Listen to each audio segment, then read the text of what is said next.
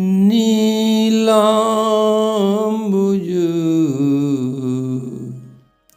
श्यामल कोमलांगम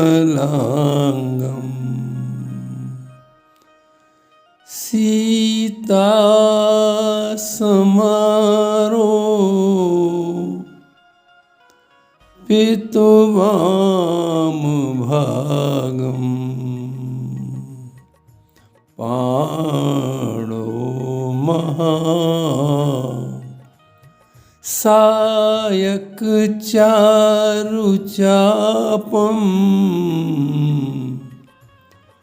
नमामि रामम नमामि रामम रघुवंशनाथम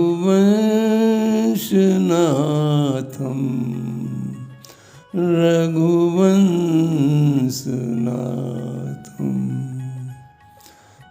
जनकसुता जग जननी जानकी अतिशय प्रिय करुणा निधान की ताके जुगपद कमल मनाऊं कमल मनाऊं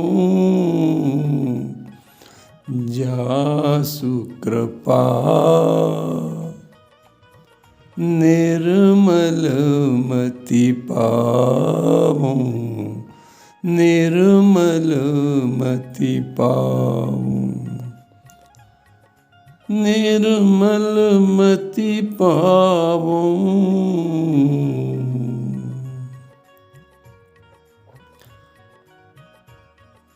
माता शबरी को प्रभु ने नवधा भक्ति का बहुत सुंदर उपदेश किया।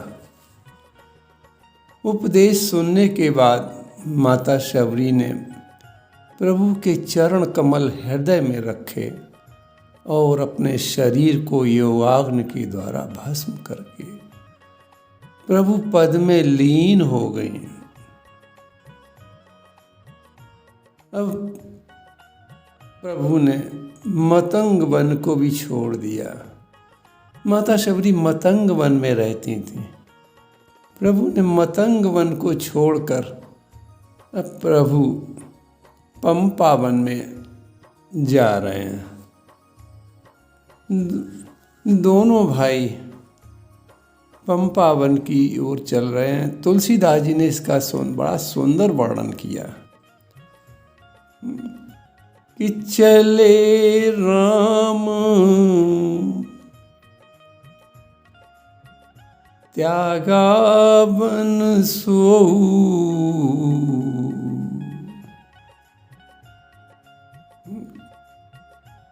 प्रभु चल रहे हैं राम लक्ष्मण जी के साथ। कैसे लग रहे हैं कि लग कैसे रहे। तुलसीदास जी ने कितना सुंदर वर्णन किया। क्या लग कैसे रहे। का अतुलित बल नर के हरि दो के हर सिंह सिंह कहते हैं। अरे सिंह के समान लग रहे हैं। अतुलित बल के भंडार दोनों भाई लग रहे हैं। इतने सुंदर लग रहे हैं प्रभु चलते हुए। प्रभु चलते चलते पंपा सर के पास पहुंच गए। देखो पंपा नामक नदी वहाँ पर बहती है, इसलिए उस क्षेत्र का नाम, उस वन का नाम पंपा सर बना दिया गया। इसी से उसका नाम पंपा सर पड़ा, पंपा नामक नदी के बहने से। वो नदी बड़ी स्वच्छ है, उसका जल बहुत स्वच्छ है। जैसे संतों का हृदय स्वच्छ होता है, वैसे उस नदी का जल स्वच्छ है। स्वच्छ देखकर प्रभु वहाँ रुक गए। संतों का हृदय भी बड़ा स्वच्छ होता है। तुलसीदास जी ने संतों के हृदय के विषय में वर्णन किया मानस में कि संत हृदय जस निर्मल बारी। संतों का हृदय भी निर्मल जल के समान स्वच्छ होता है। देखो, हृदय का मल विषय है। विषय हमारे हृदय के को मलिन कर देते हैं। इसीलिए तुलसीदास ने विषय को काई कहा है मानस में। काई, जैसे काई जल को ढक लेती है, वैसे मल हृदय की स्वच्छता को ढक लेते हैं। विषय मल स्वच्छता जो हृदय में हमारी पवित्रता है उसको ढक दिया करते हैं। तुलसीदास जी क्या लिखते हैं? काई विषय मुकुर मन लागी।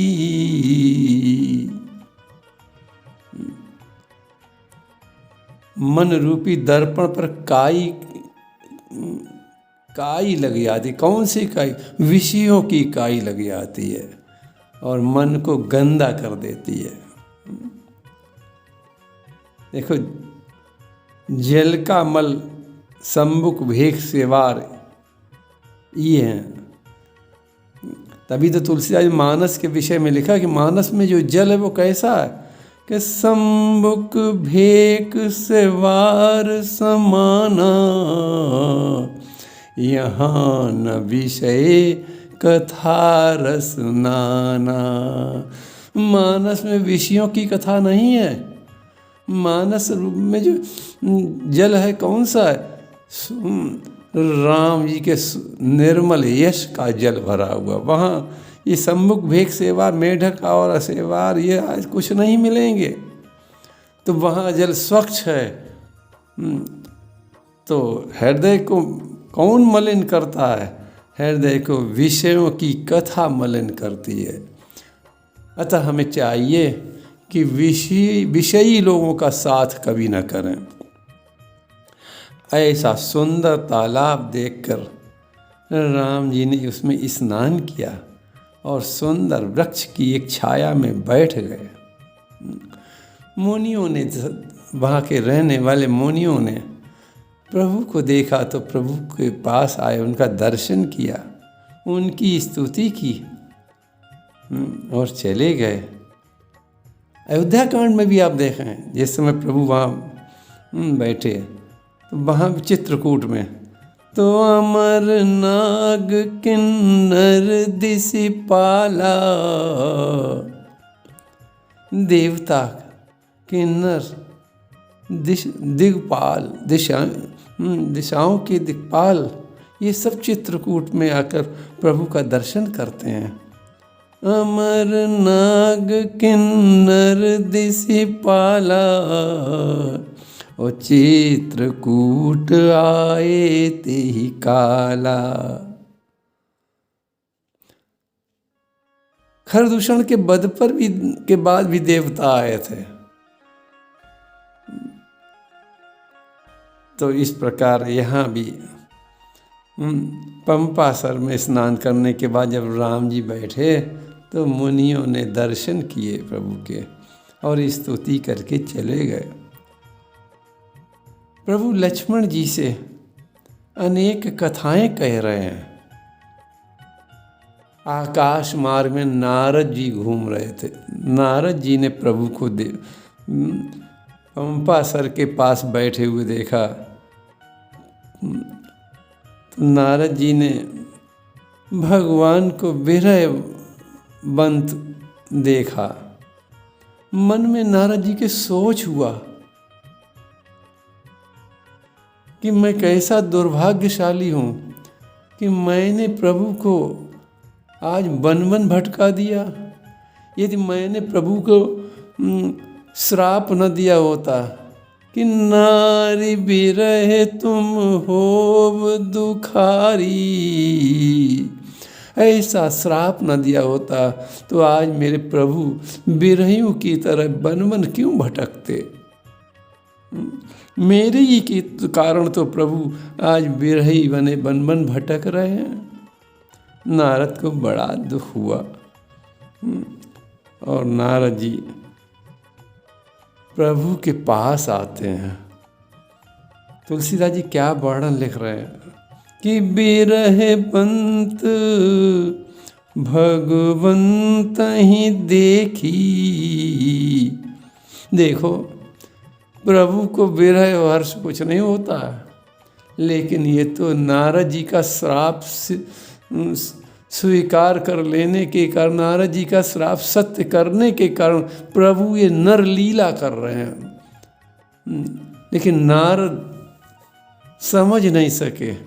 नारद ने तो अपने को ही दोषी माना और दोषी मानकर प्रभु के पास आते हैं। तो बिरहे पंत भगवंत ही देखी, और नारद मन भा सोच विसेखी। नारद को बड़ा मन में दुख हुआ। नारद भक्त हैं, भक्त भगवान को कभी दुखी नहीं देख सकता है। यद्यप नर लीला है लेकिन दुखी तो देखा।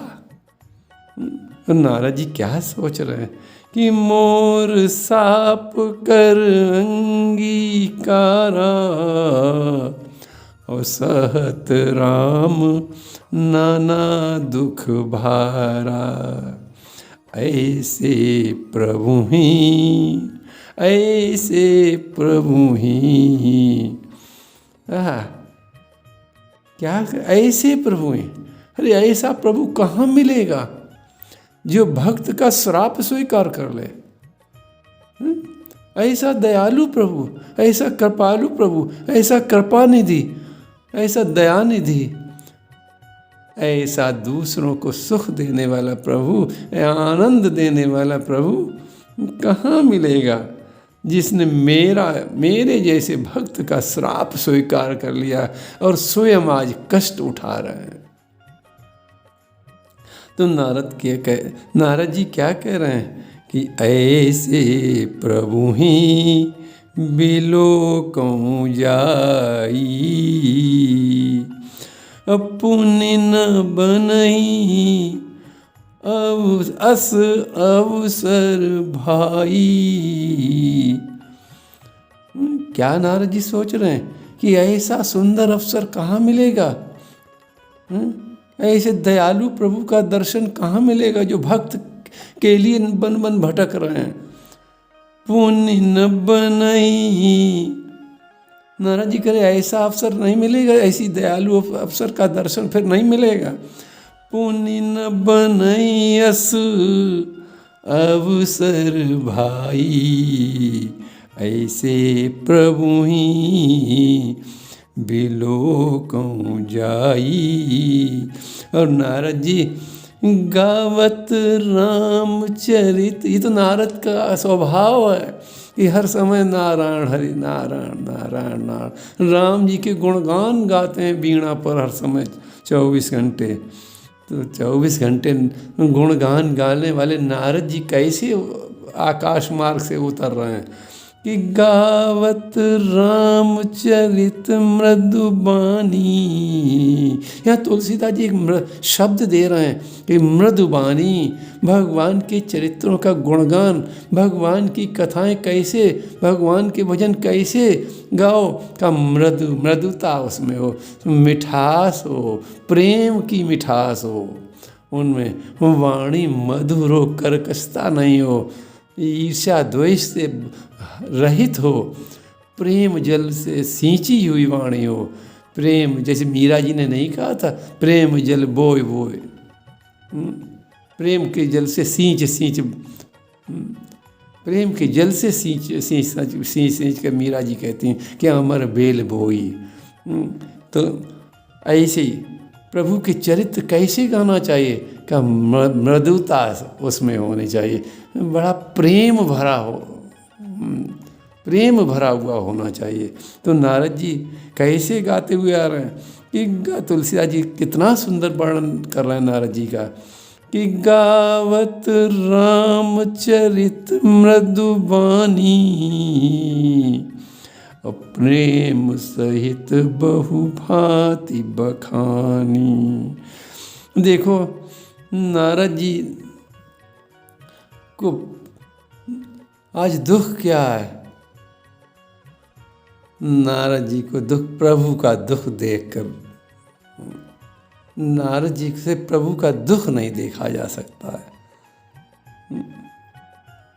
तो नारद जी कैसे आ रहे हैं कि गावत रामचरित मधुबानी, मधुर वाणी में प्रभु के गुणगान करते हुए उतर रहे हैं। देखो नारद जी विरह जानते हैं। क्यों?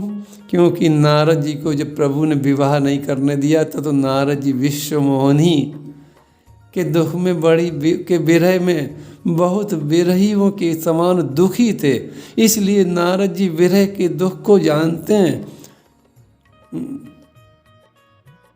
अब जो जिस स्वयं दुखी होता है वही दूसरे के दुख को जानता। लोग नहीं कहते हैं संत लोग कि जाके पाए न जाए बिमाई, वो क्या जाने पीर पराई।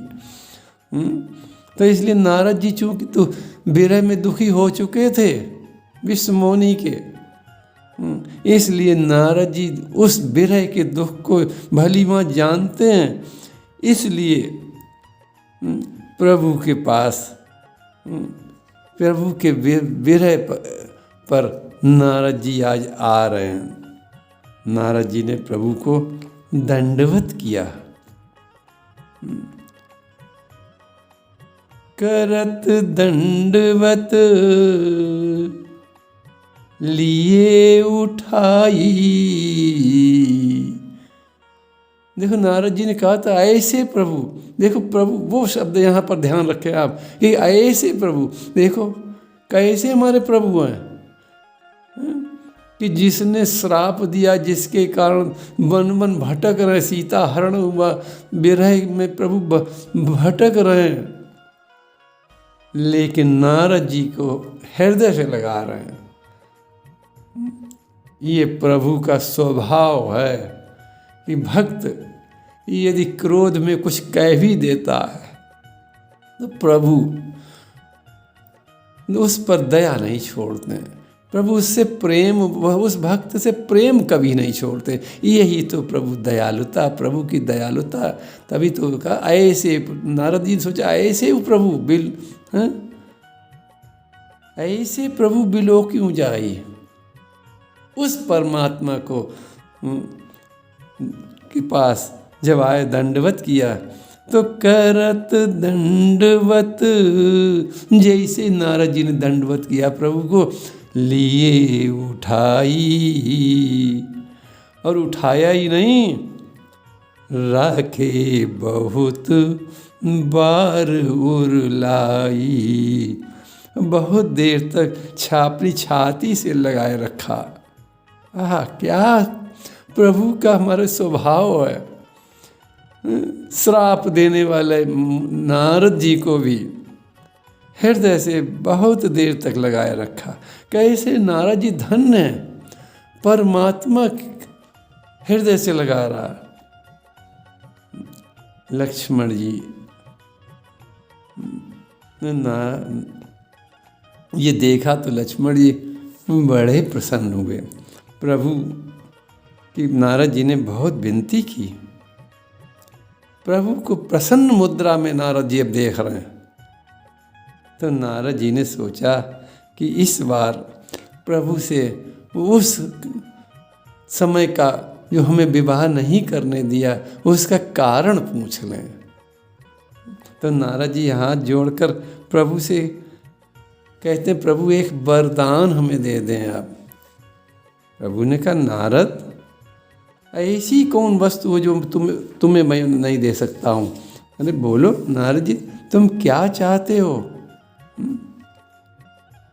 तब नारद जी कहने लगे कि यद्यपि प्रभु के नाम अनेका, श्रुति कहे अधिक एक ते का। प्रभु वेद में आपके बहुत अनंत नाम हैं, नामों से वेद भरा पड़ा है। प्रभु ने कहा हाँ, ये वेद की महिमा है जिसने हमारे नामों का वर्णन किया है। तो प्रभु नारद जी ने कहा प्रभु लेकिन हम एक दूसरा वर मांगना चाहते हैं, हम दूसरी बात कहना चाहते हैं। प्रभु ने कहा कहो क्या? यद्यपि प्रभु के नाम अनेका, श्रुति कहे अधिक एक ते का। लेकिन प्रभु हम उन नामों की बात नहीं कर रहे हैं, हम ये चाहते हैं, हमारी प्रार्थना ये, हमारा वर ये है कि राम सकल नामन ते अधिका, हो नाथ अग खग गण बधिका। प्रभु हम तो ये चाहते हैं कि उन नामों में जो एक राम नाम है वो सर्वश्रेष्ठ प्रभावशाली नाम हो जाए, सब नामों उसमें श्रेष्ठ नाम हो जाए। और कैसा उसका प्रभाव हो जाए? जैसे व्याध को पक्षी मारने में दया नहीं आती है, वो ढूंढ ढूंढ कर पक्षियों को मार डालता है, इसी प्रकार वो नाम सांसारिक जीव, देवलोक के देवता, हर प्राणी जो भी आपका नाम ले, राम नाम जो भी प्रेम से गाए, प्रभु उसके अंदर के उस सारे पाप नष्ट हो जाएं। प्रभु ने ऐव मस्तु कहा। तब नारद जी ने मस्तक नवाकर फिर हाथ जोड़कर प्रभु से प्रश्न किया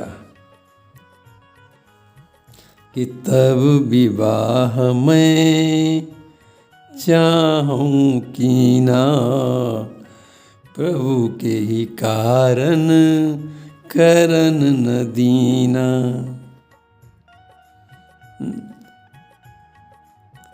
तब विवाह मैं चाहूं कीना।